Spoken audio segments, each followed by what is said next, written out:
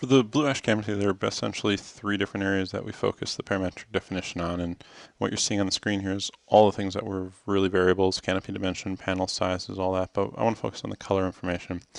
The first thing that we focused on was what I call the fall-off rate, and that's essentially how quickly do we move from colored panels to clear glass from left to right on the screen.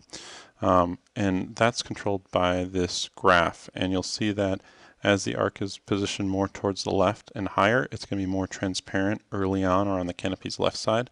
And as I start to arch the graph lower into the right, you'll see that those colored panels that are situated tend to extend further into the canopy.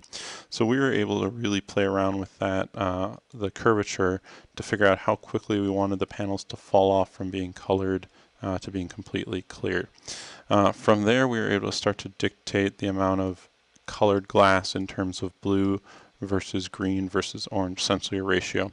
And these three different setups are basically ratios between the different colors. So when they're all set to the same number, you're going to have an even distribution of orange versus green versus blue.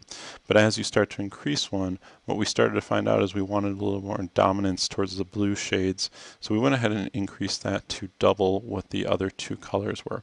So we came up with a ratio of 2 to 1 to 1 in terms of blue to green to orange. Lastly, to kind of come up with different iterations, we again used this shuffle seed just to come up with different patterns.